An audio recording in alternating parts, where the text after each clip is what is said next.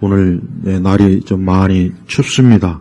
많이 추워서 아마 오는 길 좀 많이 좀 힘드셨을 텐데, 그래도 이렇게 하나님께 또 예배를 드리는 것은 우리 영혼을 또 복되게 하는 것이고, 또 우리의 육신도 하나님의 은혜와 또 복으로 참 온전해지는 것입니다. 그 역사란 무엇인가라는 책이 있습니다. 그거 좀 유명한 책인데, 에릭 카가 지은 책이죠. 근데 거기에서 이제 역사의 정의에 대해서, 과거와 현재 대화다. 이렇게 정의를 내려요. 근데 영국의 어떤 저명한 비평가는 그 에릭 카를 좀 모자란 사람으로 이렇게 표현을 했어요. 그러니까 좀 약간 모자란 사람. 근데 그 책은 사실 좋은 책이 아닙니다. 왜 그 책을 우리나라에서 그렇게 대단한 책이라고 자꾸 축해 세우느냐. 그 좌파들이 그런 거예요, 좌파들이. 그러니까 역사를 주관적으로 보게 하는 거예요, 역사를. 그 역사를 주관적으로 보면은, 자기 역사를 자기식으로 보는 거예요, 자기식으로. 그러니까 그 책은 이제 그런 조장을 좀 하게 하는 책이라, 진짜 좋은 책이라고는 할 수가 없어요. 역사는, 우리가 이제 역사, 혹시 학교 다닐 때 역사를 배우죠? 세계사도 배우고, 국사도 배우고. 근데, 역사는 사실 배워야 돼요. 배워야 되는데, 우리나라는, 이 역사를 좀 소홀하게 취급하죠. 학교에서도 그렇고. 근데 배워야 된다고요. 역사를 배우지 않으면은, 이 세상이 어떻게 이제까지 왔는지, 또 이 세상 속에 인간은 무엇인지 그런 것들을 모르게 된다고요. 여러분, 우리가 성경에 보면은, 성경은 제가 저번에도 말씀드렸지만 다 어떻게 보면 역사서예요, 역사서. 그래서 어떤 아주 잘못된 사람들은 이스라엘 삼국지라고 하잖아요. 근데 성경은 역사예요. 창세기부터 계시록까지 다 역사입니다. 역사는 뭡니까? 사실에 근거한 거예요. 그러니까 아까 얘기했지만 그 역사는 무엇인가는 역사를 자기 주관적으로만 생각하게 되면 자기 마음대로 역사를 조작, 왜곡할 수 있단 말이에요. 우리나라 좌파들은 역사를 조작하고 왜곡하잖아요. 최근에 서울의 봄이지 뭔지. 그러니까 역사를 자기 마음대로 조작하고 왜곡하는 게 이 사회주의, 이 좌파, 이 공산주의자들이 하는 일이라고요. 그러니까 역사를 최대한 객관적으로 봐야 되는데 그 에릭 카는 역사를 과거와 현재 사이의 대화라고 했다고요. 그러니까 주관적인 역사관을 조장하는 거야. 무슨 대화는 대화예요. 있는 사실을 객관적으로 보는 게 올바른 역사관이에요. 성경도 그래요. 예수님의 부활하심과 탄생과 죽으심과 승천과 재림을 내 주관적으로 평가한다면은 그게 말이 됩니까? 안 되죠. 객관적으로 예수님이 실제로 이 땅에 오셨고 그분이 이 땅에 33년 사셨고 실제로 십자가에 죽으셨고 3일 동안에 무덤에 계셨고 3일 만에 부활하셨고 또 수많은 사람들이 보는 가운데 구름을 타고 승천했고 그리고 앞으로 예수님이 이 땅에 오시고 이게 다 역사예요, 역사. 기독교는 역사적 근거를 가지고 있는 종교예요. 그러나 다른 종교는 근거가 없어요. 역사적 근거가 아주 약해요. 약하기 때문에 다른 종교는 그냥 종교적인 마음으로 믿는 거예요. 우리 기독교는 종교적인 마음으로만 믿으면 안 돼요. 실제로. 그러니까 여러분, 자유주의 신학자들이 왜 예수님이 부활이 없다, 오병이어는 사실은 그게 아니다. 그러니까 성경에 있는 역사를 다 무시하죠. 창세기만 해도 그래요. 무슨 아담과 뱀이 어디 있고 그건 다 신화다. 고대 신화를 그냥 유대인들이 그저 종교적으로 차용을 한 거다. 봐요. 그러니까 실제로 있었던 역사를 왜곡하는 거, 왜곡. 그러니까 그렇게 하기 시작하면은 한도 끝도 없겠죠. 뭐 예수님의 재림도 예수님은 실제로 모든 사람이 볼 수 있게 오는 게 아니고 너희 마음에서 오는 거다. 뭐 또 천국도 그래요. 천국은 실제로 우리가 죽어서 가는 것이 아니라 그냥 이 세상을 천국과 같이 정의롭고 공의로운 세상을 만드는 것이다. 이게 기독교 사회주의자들이 말하는 거예요. 근데 참 안타까운 것은 진짜 안타까운 것은 교회나 우리 한국의 기독교는 이 사회주의자들이 너무 심각하게 너무 많이 들어와서 이제는 그거를 정말 뿌리 뽑는다는 것 자체가 불가능해. 응? 이승만 대통령이 벌써 1950년대 저 WCC는 공산주의자들이 모인 집회니까 안 된다 하고 벌써 그때부터 안 된다고 했단 말이에요. 그런데 한국교회는 WCC가 좋다고 그냥 춤을 추고 지금도 그런 일을 하니 봐요. 벌써 너무나 뿌리가 깊어요. 우리가 이 세상 역사가 무엇인지 바르게 알아야 돼요. 근데 성경은 이 세상 역사를 결국은 뭐냐? 인간이 하나님을 거역하는 게 이 세상 역사예요, 역사. 그러니까 역사를 가만히 보면 여러분 창세기부터 봐요. 아담과 하와가 범죄하고 타락했어요. 그러고 나서 가인이 그 동생을 살인을 저질렀죠. 봐요. 그러니까 역사는 뭐냐? 물론 많은 역사적 관점이 있고 내용이 있고 뭐 그런 게 있지만 하나님을 거역한 하나님에게 대항한 하나님에게 적대적인 인간의 발자취가 그게 역사입니다. 그게 동양의 역사든 고대 역사든 서양의 역사든 근세든 중세든 현대든 간에 다 보십시오. 결국은 뭐예요? 사람이 하나님을 거스른 거예요. 거스른 발자취가 그게 역사라는 거예요. 네. 그래서 우리는 이 세상 역사라는 게 결국은 하나님을 거역하고 하나님을 싫어하고 하나님에게 적대적이고 하나님의 말씀을 무시하고 그래서 뭐 동양의 역사는 뭐 사실 너무 오랜 동안 기독교하고는 거리가 먼 역사이니까 뭐 지금도 마찬가지고 뭐 크게 다룰 것도 없어요 사실. 근데 서양의 역사를 보면은 이 기독교 이전, 그 다음에 기독교가 항상 번창할 때, 그 다음에 지금처럼 기독교가 쇠퇴할 때, 이게 딱 나눠져요. 그러니까 서양의 역사를 보면은, 이 기독교라고 하는 종교가 얼마나 진실이라는, 사실이라는 것, 이게 사람에게 정말 진정한 종교라는 걸 알 수 있어요. 그래서 우리가 알다시피 예수 그리스도의 복음이 이제 사도들 이후에 사도행전에 보면은 이 복음이 소아시아를 중심으로 계속 퍼져갔어요. 그러고 나서 결국은 어때요? 로마 제국에서 엄청난 핍박을 받았죠. 그러다가 나중에 이제 콘스탄틴이 기독교를 공인했어요. 국교화했다고요. 근데 이게 왜 그러느냐? 콘스탄틴이 뭐 마음이 착해서 그가 개심하고 개종해서 그런 게 아니라 그 당시 로마 제국의 거의 80~90%가 기독교에 호의적이기 때문에 기독교를 인정하지 않으면은 제국을 통치하기가 힘든 거예요. 그래서 할 수 없이 자기는 싫은데 그냥 겉으로 이젠 우리는 이 로마 제국은 기독교를 믿는 그런 제국이다. 할 수 없이 그런 거, 할 수 없이.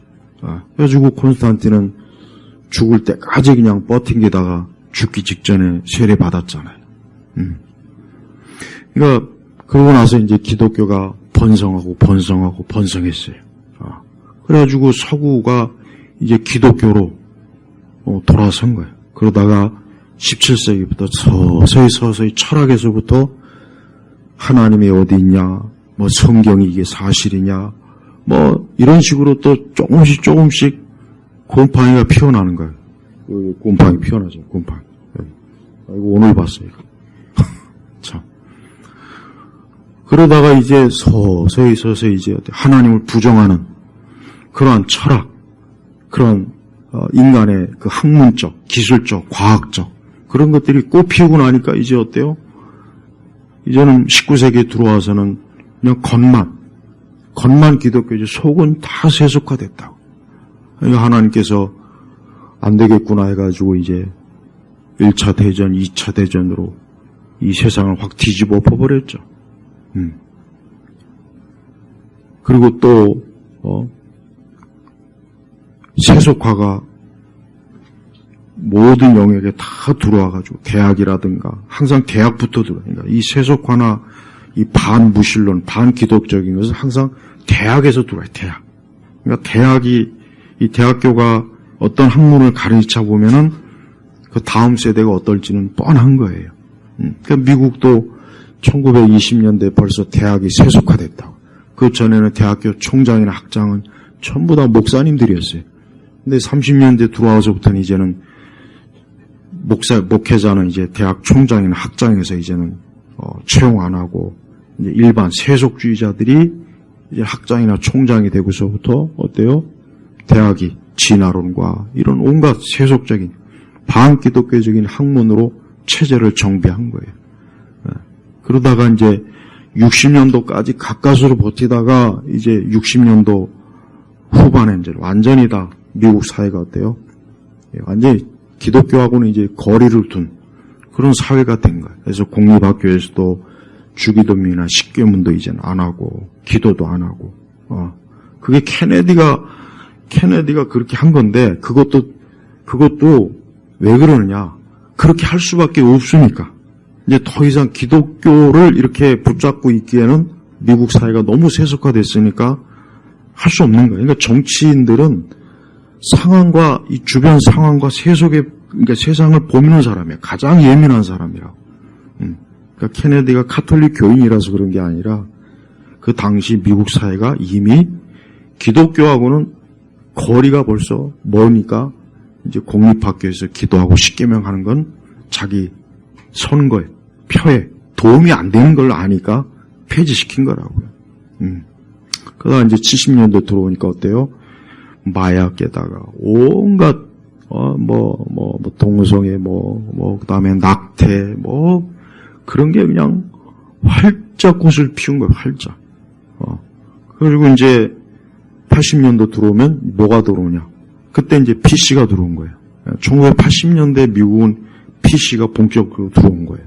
우리는 한참 늦은 거예요. 그러면 그나마 그때부터 이미 PC가 들어와가지고 정치적 올바름, 그래가지고 이제 양성 평등 모든 것들이 그때 이제 80년도부터 이제 미국 사회가 그래서 트럼프가 나타날 즈음에 미국이 어때요?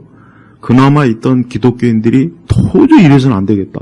더군다나 백인을 죄악시하고 인종 갈등을 막 조장하고 남녀 갈등을 조장하고 그러니까 엉망진창이 돼버리는 거예요. 그러니까 트럼프가 나온 거예요.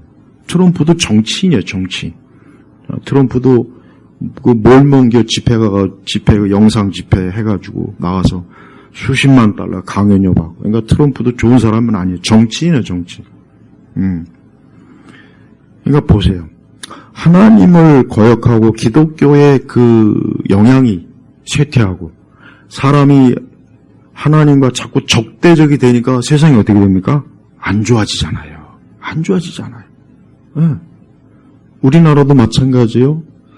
그래도 80년대, 80년대는 우리나라가 모든 면에서 지금 80년대를 살아보지도 않은 사람들이 80년대를 아예 알지도 못한 세대들이 80년대, 70년대가 독재니 어쩌고. 저는 그 당시 70년대는 국민학교, 초등, 80년대는 중고등학교. 사는데 아무 이상 없었어요. 그 당시는 사회가 불화, 그런 거 없었어요.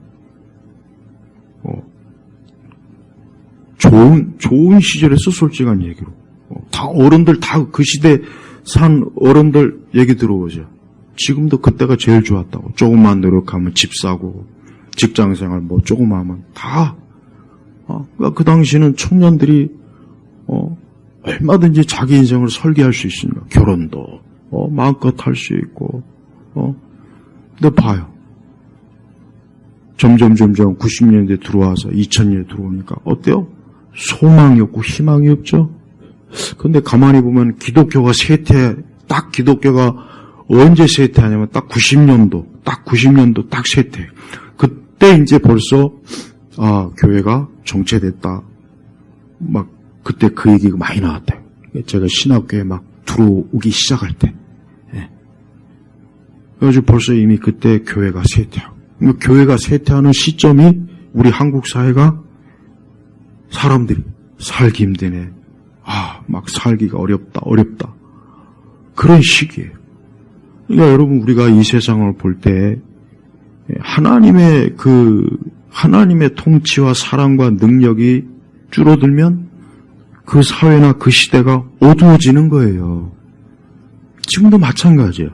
그러니까 우리 기독교인들은 이것은 정치적인 문제야, 사회적인 문제야, 이건 제도적인 문제야, 이것은 뭐 세대 간의 문제야. 그렇게 보면 안 돼요. 그거는 표면적인 거고 더 깊은 건 뭐예요? 영적인 거예요. 영적인 거라고요. 아주 이것을 명확해요. 아주 제가 시간이 많으면 더 많은 예를 들고 싶은데, 그러니까 역사라고 하는 건, 인간의 사회와 역사라는 건 그러니까 사람이 하나님을 계속 싫어하고 미워하고 적대적인 게 인간의 역사예요. 그러니까 인간의 역사 보십시오. 맨날 전쟁, 파괴, 사륙, 미움, 이제는 하다 남녀 간의 적대적 감정, 오만 가지 것들이 어때요? 악한 것들이 분출돼서 사람이 살기 힘든 거예요. 그럼 그걸 누가 만들었느냐? 사람이 만든 거예요, 사람이. 하나님을 대적하고 하나님을 거역하니까 결국은 고통받고 힘든 거는 고스란히 사람 몫이 된 거예요. 사람 몫이 된 거라고요. 그러니까 여러분 보세요. 그러니까 우리가 한 개인이든 사회든 국가든 마찬가지예요. 하나님하고 적대적인 관계를 가지고서는 절대 좋은 꼴을 볼 수가 없어요. 좋은 꼴을 볼 수가 없다고요. 그래서 오늘 우리가 본문에 보면은 그래요. 특별히 오늘 우리 성도님들이 주목해야 될 단어는 18절 화목, 19절 화목, 20절 화목. 이 화목이라는 걸 잘 봐야 돼요. 제가 이 화목이 뭐냐 사전을 찾아보니까 뭐냐 그냥 쉬워요. 서로 뜻이 맞고 정다운 거예요. 화목. 그러니까 서로 뜻이 맞고 정다운 게 화목. 뭐 부부 간의 화목, 부모 자식 간의 화목, 사람과 친구의 화목. 그 뭐야 서로 뜻이 맞고 정겨운 거. 이게 화목이에요. 화목. 그 다음에 또 여러 뭐 온화하고 친하고 분쟁이 없고, 당연히 서로 뜻이 맞고 정다우니까 전쟁이 없죠. 싸움이 없죠. 미움이 없죠. 적대적인 게 없는 거예요. 이스라엘과 하마스가 왜 싸웁니까? 화목하지 않은 거예요. 서로 뜻이 맞지 않는 거예요. 러시아하고 지금 하고 전쟁하는 이유가 뭐예요? 결국은 뭐예요? 뭐 지리적인 원인이다. 결국은 뭐냐? 서로 뜻이 안 맞는 거예요. 서로 뜻이 안 맞으니까 전쟁이 일어나는 거예요. 근데 하나님과 우리 사이가 서로 뜻이 안 맞는 거예요. 서로 뜻이 안 맞아요. 선악과를 따먹은 이후부터 이제 하나님이 준 사람과 우리를 지으신 하나님과 뜻이 안 맞는 거야. 뜻이. 뭔 뜻이냐? 성경에 보면 하나님은 거룩하고 선하시고 사랑이 많으시고 긍휼과 용서와 또 우리의 죄를 씻어주시고 우리 사람을 가장 좋게 만드는 하나님의 뜻을 우리에게 베푸셨는데 사람은 어때요? 그 하나님이 싫은 거예요. 우리는 하나님이 싫으니까 우리는 하나님 대신 우리가 신을 만들어서 우리가 종교를 만들어서 우리는 그걸 믿을 거야. 그걸 따를 거야. 뜻이 안 맞는 거예요. 뜻이. 거기서부터 모든 인간의 분쟁과 싸움과 다툼 거기서부터 다 나온 거예요. 무엇보다도 각 사람의 하나님과 지금 싸우고 있어요. 우리는 각 사람이 하나님과 지금, 그러니까 아담이 결국은 선악과를 따먹었다는 그 영적 의미가 뭐냐? 이제 하나님과 화목이 깨진 거예요. 확 깨져버렸어요. 이게 더 이상 아담과 하나님 사이가 이제 뜻이 맞지 않아요. 바로 그 뜻이에요. 그래서 하나님은 어때요? 하나님과 뜻이 맞지 않는 아담을 어때요? 에덴 동산에서 내쫓잖아요. 너와 나하고는 이제 한 집에서 살 수 없다. 그러니까 이혼한 거예요. 이혼을 해버린 거예요, 이제. 제가 쉽게 표현합니다. 그러니까 사람이 하나님과 뜻이 맞지 않으면 하나님과 서로 미워하고 원수징해야 되고 하나님이 싫어하는 것만 사사건건 골라 하는 거예요. 그래서 인간의 역사라는 거 보십시오. 하나님이 싫어하는 것만 사사건건 골라서 하잖아요, 사람이. 그게 역사예요. 사실 역사는 별거 없어요. 솔직한 얘기로. 역사학자들이 온갖 거창한 역사 이론을 세우고 방대하게 하지만 별거 없습니다. 사람이 하나님이 싫은 것만 골라서 하는 거예요. 여러분이 자녀를 키울 때 그 자녀들이 부모가 싫어하는 것만 골라 할 때 어때요? 얼마나 아주 그냥 얄밉지 않습니까? 사람이 하나님이 싫어하는 것만 골라서 사사건건 하니까 하나님과 사람 사이에 어때요? 뜻이 맞지 않는 거예요. 근데 문제는 그렇게 해서 손해보는 쪽은 어디냐? 사람이요. 그렇게 해서 손해보는 쪽은 사람이에요. 벌써 아담이 범죄하니까 죽음이 왔죠. 죽음이 왔잖아요. 파멸. 늙고 병들고 고생하고 괴롭고 이제 하다 이 자연 만물도 이 자연도 오늘같이 이렇게 날이 왜 추워요? 아담이 죄져서 이렇게 추운 거예요. 그리고 세상에 온갖 질병은 왜 옵니까? 아담이 죄지니까 하나님과 뜻이 맞지 않아요. 그러니까 모든 질병이 그냥 사람한테 있는 거예요. 이 하나님과 뜻이 맞지 않는 건 참 골치 아픈 거예요. 근데 각 사람도 마찬가지예요. 하나님과 뜻이 맞지 않는 인생들은 어떻게 살아합니까? 자기 마음대로 사는 거야. 자기 마음대로. 하나님이 어딨냐? 난 하나님 같은 거하고 난 관련 없어. 난 하나님하고 아예 관심이 없어. 벌써 하나님과 뜻이 맞지 않네요. 왜? 사람을 하나님이 창조했잖아요. 창조했고 하나님의 형상이 있고 그럼 당연히 이제 하나님의 뜻과 맞아서 함께 하나님과 오손도손 복되게 그 에덴 동산에서 잘 살면 얼마나 좋았겠습니까? 그럼 독감도 없고 코로나도 없고 실업도 없고 직장에 나가서 고생하는 것도 없고 추위도 없고 더위도 없고 얼마나 좋았겠어요. 그런데 하나님과 뜻이 맞지 않아 버렸어요. 그만 교묘한 뱀이 하와를 깨뜨리고 하와가 아담을 깨고 하와에서 딱 끊어졌으면 얼마나 좋았을까. 그러면 하와만 딱 쫓아버리고 아담은 새장가 들면 되잖아요. 갈비뼈 하나 갈비뼈 여러 개 있으니까 또 하나 취해가지고 하와보다 더 예쁘고 근데 아담이 결국은 하나님과 아담과 언약을 맺었기 때문에 아담이 책임 있는 거예요. 그러니까 하와를 탓하면 안 돼요. 하와를 탓하면 아담이 범죄한 거예요. 아담이. 그거 우리가 잘 알아요. 로마서도 잘 나오잖아요. 그러니까 아담이 범죄하니까 하나님은 어때요? 너와 나오는 이제 뜻이 안 맞으니까 너는 에덴 동산에서 나가야 된다. 쫓겨난 거예요. 그 뒤부터 이제 인류의 역사를 보십시오. 하나님과 뜻이 맞지 않아가지고 계속해서 싸워요. 국가 간의 싸움도 크지만 개인 간의 싸움도 얼마나 큽니까? 부부 간에도 또 부모 자식 간에도 형제 간에도 이웃 간에도 이게 다 원인이 뭐냐? 하나님과 뜻이 맞지 않는 거예요. 그래서 성경을 크게 요약하면 하나님 사랑, 이웃 사랑이거든요. 십계명도 마찬가지. 하나님 사랑, 이웃 사랑. 근데 사람이 그럽니까? 하나님도 사랑하지 않죠. 이웃도 사랑하지 않죠. 그러니 당연히 전쟁이 있고 죽이는 것이고 파괴가 있고 살인이 있고 다툼이 있고 미움이 있고 어쩔 수가 없어요. 어쩔 수가 없어. 근데 하나님께서 그걸 내버려 두신 것이 아니라 뭡니까? 그래서 오늘 말씀이 너무 귀해요. 자, 18절에 보니까 모든 것이 하나님께서 온 것이니 하나님께서 그리스도로 말미암아 우리를 자신과 화목하게 하시고. 근데 이 화목을 사람이 하나님 싫다 그러고 하나님과 뜻이 맞지 않아서 사람이 지 멋대로 했는데 또 하나님께서는 또 그 사람을 불쌍히 궁히 여기셔서 그리스도로 말미암아, 그러니까 하나님께서 예수 그리스도를 이 땅에 보내신 거예요. 요즘 각 교회마다 이제 성탄절 준비를 하는데 좀 예수님이 왜 오셨는지나 좀 알고 성탄절을 했으면 좋겠어요. 교회들도 하나님과의 화목교리, 이 십자가의 중요한 교리를 모르고 그냥 예수님을 무슨 세상에 자기들의 산타로 여기는 거예요. 산타. 응? 그러니까 하나님께서 이대로 두면 인간이 어때요? 하나님과 뜻이 맞지 않기 때문에 결국 인간은 멸망합니다. 멸망의 길로 가는 거예요. 이거 어떻게 합니까?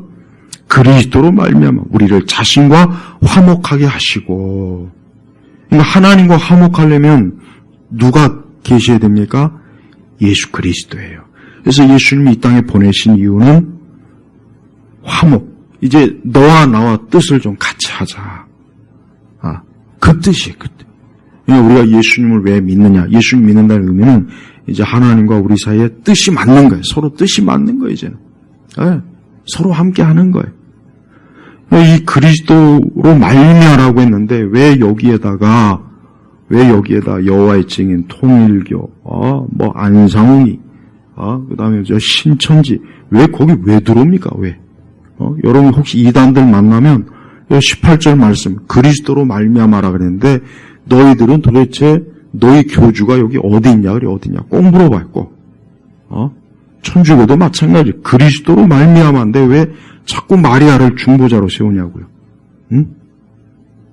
그리스도로 말미암아 예수님으로 인해서 하나님은 우리와 화목하는 거예요. 그리스도로 말미암아. 19절 곧 하나님께서 그리스도 안에서 여기 또 왔죠? 그리스도 안에서 세상을 자신과 화목하게 하시고 그들의 죄를 그러니까 왜 화목을 해야 되느냐? 죄 때문이었지. 죄, 우리의 죄. 그들에게 돌리지 않으시고 그러니까 우리가 지은 죄를 또 우리에게 돌리지 않고 누구에게 돌립니까? 21절에 나오잖아요. 하나님께서는 죄를 알지도 못하시는 분을 이분이 누굽니까? 예수 그리스도. 우리를 대신하여 대신. 그래서 대속의 교리가 여기서 나옵니다. 대신 속죄해 주는 거예요. 누가? 예수님을. 죄는 우리가 졌는데 하나님께서 그 아들을 잡아다가 십자가에 매달아갖고 피 흘리게 한 거예요. 그래서 하나님과 우리 사이에 화목. 여러분 하나님이 얼마나 그 사랑이 말로 나올 수 깊어요. 하나님께서 친히 화목제물을 예수님을 준비하시고 예수님을 십자가에 잡아서 피 흘리게 하시고 이제 너와 나와 화목하자. 서로 뜻을 같이 하자. 싸우고 다투지 말자. 미워하지 말자. 바로 이거예요. 이 기독교의 이 복음이라고 하는 것은 가장 귀한 거예요. 나는 불교 승려들의 그 설법도 내가 쭉 들어보면은 좋은 말은 있긴 하지만 너무나 황당하고 근거도 없고 무슨 우리나라 불교는 너무 그러니까 불교도 우리나라의 무속에 너무 깊이 그냥 확 먹혀들어요. 그러니까 우리나라 들어온 모든 외래 종교가 다 무속에 먹혀버렸어요. 기독교도 마찬가지고. 제가 요즘 그러니까 이 기독교에 대해서 당연히 이건 말할 것도 없지만 내가 신학을 쭉 수십 년 동안 공부하면서 무슨 생각이 드냐면 이 서구 신학은 물론 좋기는 한데 이 동양적 관점에서 부족한 게 너무 많아요. 맞는 말이긴 해요. 근데 특히 우리 한국 같은 경우도 마찬가지예요. 이 서구 신학은 우리 한국 사람의 그 오랜 동안 정서, 무속, 불교, 유교, 샤머니즘 이런 정서를 신학에서 다루질 못하고 있어요. 물론 다 다루지는 못한 건 아닌데 그러다 보니까 이 서구 신학을 가지고는 부족해요. 내가 이걸 확실히 알겠더라고요.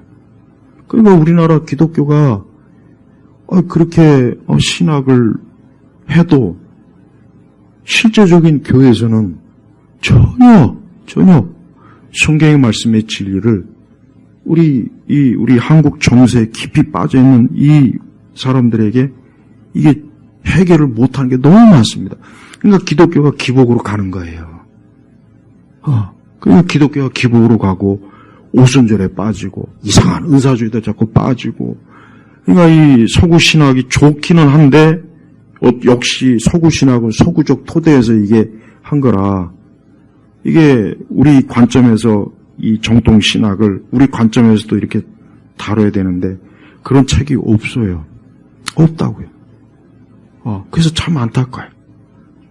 한때 토착과 신학이니 뭐니 그 거지 같은 성찬도 우리는 포도주로 하고 막걸리로 하자고 그러고.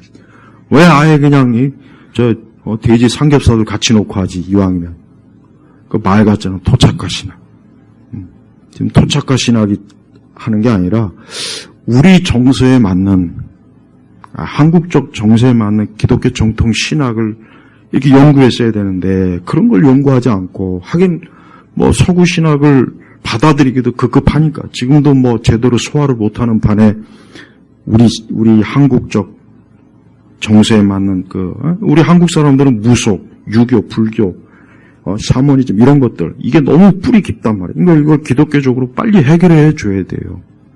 여러분 무당들이 귀신 잡기 쫓을 때 칼을 던지면은 그 잡기가 나갔냐 안 나갔냐를 어떻게 파악할 수 있냐? 그 칼이 딱 십자가 형태로 딱 꽂아져야 돼요. 그게 안 꽂아지면은 귀신이 못 쫓은 거예요. 그 무당이. 그 십자가라는 의미가 이게 굉장히 중요합니다. 귀신을 봐요. 귀신도 십자가 형태에서 딱 쫓아나가잖아요. 여러분 중국의 그 천단에 가보면은 옛날 고대 황제들이 제사 지낼 때 양들을 잡아다가 거기서 제사 지내. 근데 그게 꼭 구약의 제사하고 너무 흡사해요. 그러니까 고대의 이 중국 황제들은 물론 이미 그때도 이 노아가 믿는 하나님에 대한 걸 많이 잊어버렸지만 그래도 어느 정도 흔적이 남아있기 때문에 하나님께 제사 지낸 원리가 구약과 흡사한 게 있어요. 그러니까 양을 잡아다가 제사하더라고요. 왜 하필 양입니까? 다른 것도 많은데. 그러니까 봐요. 그러니까 중국이나 우리나라나 일본이나 이게 기독교 신학이 어쩔 수가 없죠. 서구 신학자들이 자기네도 서구 역사의 바탕에서 이렇게 할 수밖에 없죠. 그러니까 만약에 이 기독교가 조선 중기나 초기에 들어왔으면 얼마나 좋았을까. 그러면은 그냥 우리나라 그 선비들이 또 공부는 얼마나 잘합니까. 그 중에서도 칼빈 못지않은 어거스틴 못지않은 학자들이 나와서 그 신학을 썼으면 얼마나 좋았겠냐 이거예요. 그래서 나는 안타깝더라고요. 정약용 같은 사람이 신학 공부했으면 진짜 아마 칼빈보다 더 위대했을 것 같아요. 내가 볼 때 태계 이황이나 이런 사람들이. 그러니까 분명히 성경의 말씀을 맞는데 또 정통신학이 맞는데 우리 한국적 정서에서 이걸 적용을 못하니까 이거 거리감이 있는 거예요. 그러니까 봐요. 신학교에서 배운 신학이 목회 현장에서 아무 쓸모없단 말을 너무 많이 하죠. 근데 그게 왜 그러냐면 우리 한국 사람들이 정서가 있대요. 고유의 정서. 이거를 매치를 못하니까 그런 거예요. 우리 한국 사람들은 예수님과의 화목의 이 교리를 정말 알아야 됩니다. 더 이상 유교 경전, 불교. 일제 그 총독부가 한국의 종교는 딱 세 가지. 유교, 불교, 기독교. 딱 그 문서에 그렇게 하더라고요. 한국의 종교는 딱 요 세 가지다. 요 외에는 그냥 유사 종교, 잡종교, 그러니까 잡신이라니까 잡신. 벌써 일본 사람들도 이 종교로서 인정할 수 있는 것은 유교가 아니구나. 참 유교가 아니다. 불교, 그 다음에 기독교, 그 다음에 또 하나 뭐가 있는데 무속인가?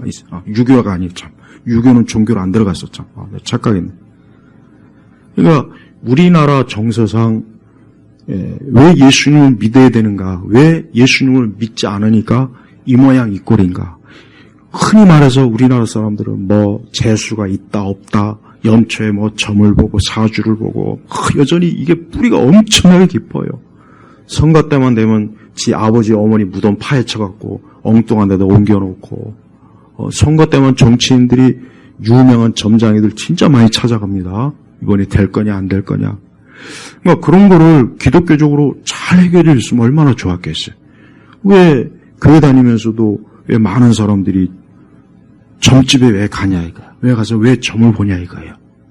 교회에서 왜 그걸 제대로 안 가르쳐 주니까. 20절에 보니까 그러므로 우리를 그리스도를 대신한 대사로 하나님께서 우리를 통하여 권면하시는 것 같이 그리스도를 대신하여 간구하는 너희는 하나님과 화목해라.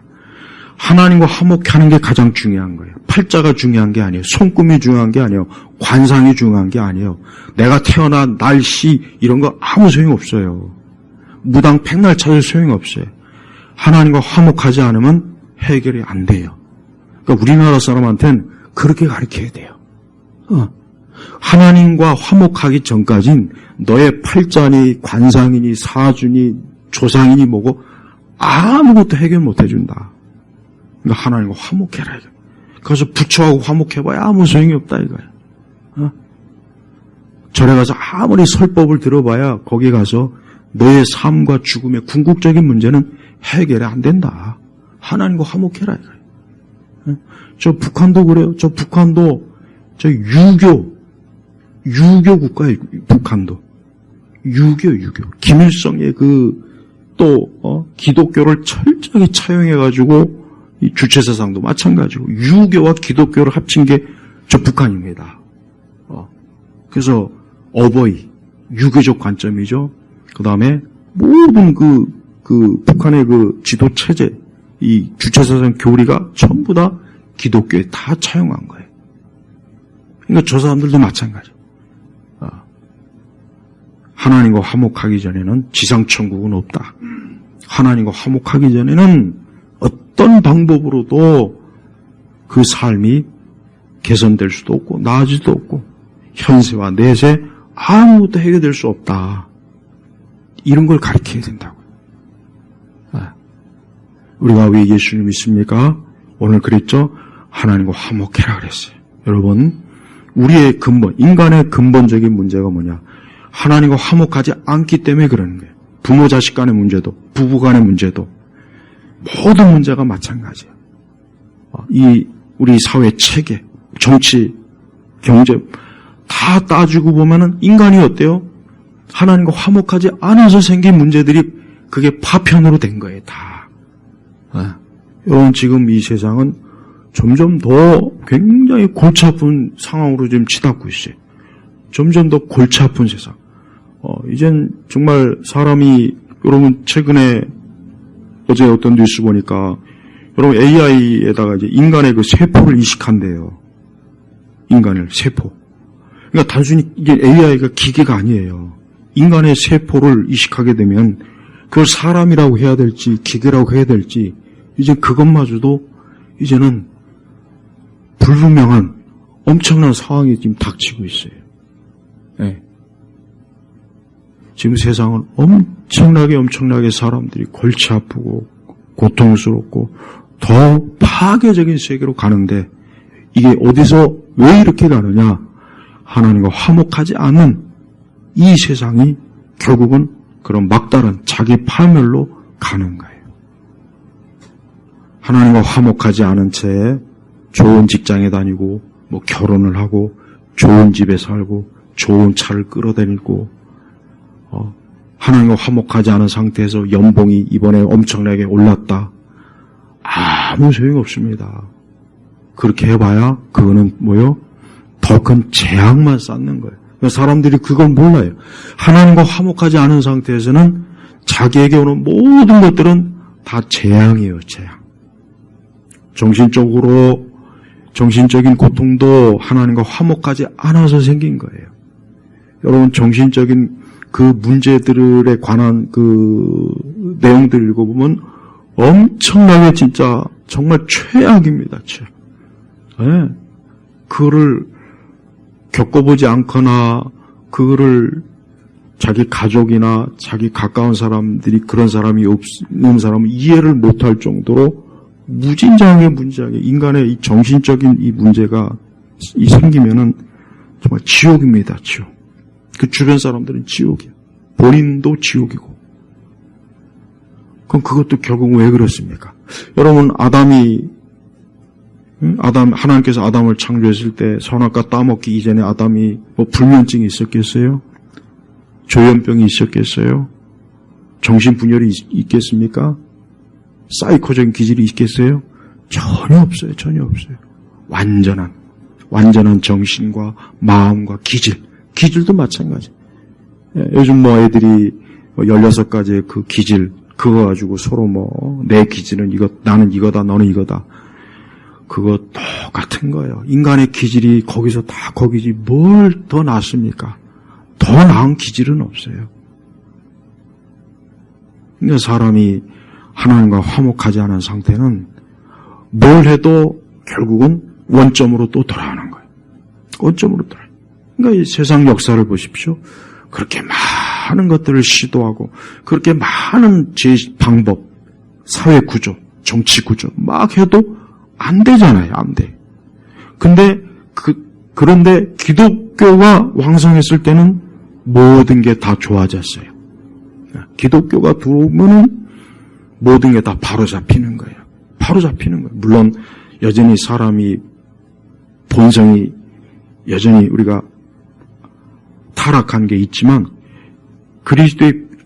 그리스도로 인하여서 우리가 온전해지면 어때요? 확실히 더 좋은 사회, 좋은 국가, 좋은 가정, 좋은 이웃, 좋은 친구, 좋은 자녀, 좋은 학생, 좋은 선생님. 네. 어제 충남에서 그 인권조례가 폐지됐잖아요. 내가 거기 관련한 목사님한테 얘기 들었는데, 막 거기서 막 민주당 애들이 나와가지고, 막 이게 어쩌고저쩌고 아니라고 막 3시간 동안 막 열변을 토하는데 아주 지긋지긋하다고 아주 그러더라고요. 인권조례도 마찬가지예요. 하나님 말씀처럼 내 이웃을 내 몸같이 사랑을 했으면 선생님과 아이들이 서로 사랑하면 그러면 끝나는 건데 어때요? 서로 미워하잖아요. 그럼 왜 거기서 나왔습니까? 왜 미움이 있겠습니까? 하나님 사랑하지 않으니까 그런 거예요. 하나님 사랑하지 않으니까 결국은 이 세상의 모든 게 어때요? 서로 치고받고 그러는 거예요. 뭐 음모론자들이 그런 얘기를 하죠. 자본주의와 사회주의, 뭐 민주주의와 공산주의, 서로 싸우게 만들어서 뒤에서 누군가는 이익을 보고 누군가는 그 음모론이 글쎄 그게 틀린지 맞는지 모르지만 그런 생각이 들어요. 마귀 새끼가 뒤에서 서로 싸움질하고 싸움 붙여놓고 마귀는 뒤에서 좋다고 웃고. 근데 거기에서 해방될 수 있는 길이 뭐냐? 우리가 그리스도를 통해서 하나님과 화목하면 돼요.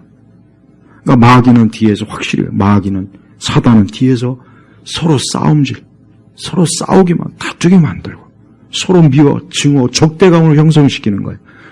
뒤에서 좋아할 존재는 마귀밖에 없을 것 같아요. 근데 하나님은 어때요? 그런 사람들 사이를 화목하게. 그러니까 하나님과 화목하면 사람들과도 화목하게 돼 있어요. 그래서 분명히 그랬잖아요. 18절에 우리에게 화목의 직분을 주셨다. 우리에게 화목의 직분. 하나님과 화목한 사람은 이제 하나님과 화목하기 때문에 주변의 모든 사람들과도 화목할 수 있는 거예요. 화목할 수 있는 거예요. 여러분, 세상이 법으로 해결 안 됩니다. 법으로 절대 세상이 좋아지질 않아요. 해결 안 됩니다. 또 무식하고 어리석은 사람들이 법으로 해결할 수 있다? 이미 중국에서 다 실험했어요. 해결이 안 돼요. 이 세상은 하나님의 사랑만이 모든 걸 해결할 수 있어요. 정신적으로 고통받는 사람에게도 사랑을 많이 쏟아부어주면은 그의 모든 것들이 좋아집니다. 좋아져요. 약물로 해결이 안 돼요. 마약에 빠진 사람들도 자기 삶이 외롭고 괴롭고 지치고 힘드니까 또 가진 건 많은데 공허하니까 마약을 통해서 뭔가 채워보려고 하는 거예요. 그 사람들에게도 부족한 게 뭐겠습니까? 사랑이에요, 사랑. 사랑이라고요. 예수님께서 이 땅에 오신 이유가 뭐겠습니까? 바로 화목이에요, 화목. 그러니까 바울은 자기가 나는 그리스도를 대신하여 간구하는데 너희는 하나님과 화목해라. 오늘날 교회에서 많이 선포해야 될 말씀은 이런 거예요. 맨날 그 쓸데없는 이상한 힐링 설교하지 말고 그놈의 힐링 설교도 지긋지긋합니다. 하나님과 화목에 대한 교리, 십자가의 교리, 이런 은혜의 교리를 많이 성도들에게 들려줘야 우리 성도들 마음도 강팍하지 않고 사랑이 가득하고 또 우리가 이 세상을 살아가는데 저 죄악된 세상을 불쌍히 여기고 긍휼히 여기는 마음 가지고 우리가 또 그렇게 볼 수 있지 않겠습니까? 무엇보다도 그래요. 우리는 하나님과 화목해야 돼요. 하나님과 화목한 게 가장 좋은 거예요. 우리 스스로 자기 인생이 복되기 원하잖아요. 그래서 제가 금요일날에도 말씀 전했지만 요즘 그냥 유튜브나 이런 방송에 보면은 인생 코치들이 강연을 많이 해요. 누구. 어떤 코치는 그냥 아주 진짜 말 같지도 않은 걸 하고 요즘은 또 불교 승려들도 또 그거 하더라고요. 이제 하다 무당들도 막 인생 코치 강연을 하더만 참 어이가 없어갖고. 근데 그런 거 백날 천날 들어봐야 아무 소용없습니다. 하나님과 화목하지 않는 이상은 아무리 최고의 인류급 인생 코치 강연을 백날 천날 들어봐야 아무 소용이 없어요. 몸이 썩어나는데 거기다 반창고 바른다고 해서 되겠어요? 안 돼요, 안 돼. 뭐가 필요합니까? 하나님과 화목한 거예요. 절에 가는 사람들 제발 좀 절에 가서 승려의 설법을 듣고 부처 앞에서 그거 한번 백날 해보십시오. 아마 귀신만 더 꼬일 겁니다. 본인들도 알고 있을 거예요. 하나님과 화목하기 전에는 안 돼요. 인생은 하나님과 화목할 때 거기서부터 이제 모든 것들이 하나하나 해결이 돼요. 원수 맺는 것도 끊어지고 저주도 끊어지고 저주도 끊어져요. 재앙도 끊어지는 거예요. 그러니까 이 세상은 하나님과 화목하기 전에는 어떤 것도 해결이 안 되는 구조 이겁니다. 그래서 우리 성도들은 하나님과 화목, 우리 아이들도 하나님과 화목할 때 좋은 자녀가 되는 것이고 남편도 아내도 하나님과 화목할 때 좋은 남편과 좋은 자녀가 되는 거예요.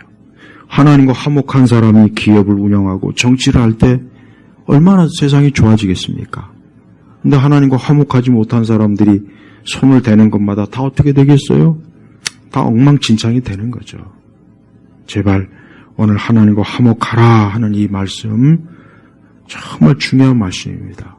예수님이 이 땅에 오신 것, 성탄절이건 크리스마스건 뭐건 간에 그 하나님의 아들이 이 땅에 오신 건 화목, 우리와 하나님 사이로 화목한 게 서로 사이좋게 뜻이 맞게 그것 때문에 온 거예요. 우리가 하나님과 화목해야 된다 하는 이 말씀을 여러분이 잘 믿고 받아주시길 주의 이름으로 축복합니다. 기도하겠습니다. 아버지 하나님 감사합니다. 우리가 하나님과 화목한 거, 우리가 지금 하나님과 화목하고 있다면 가장 행복한 것이고 가장 사랑을 많이 받는 것이고 아무것도 부족할 것이 없으니 우리가 만족하며 인생을 살게 해주시고 아직 하나님과 화목하지 않은 분들이 있다면 이 시간 예수 그리스도로 인하여 그분을 통해서 하나님과 이제는 화목한 그런 인생이 되도록 이 시간도 축복하옵소서. 간절히 기도하며 우리 주 예수님의 이름으로 기도 올렸습니다. 아멘.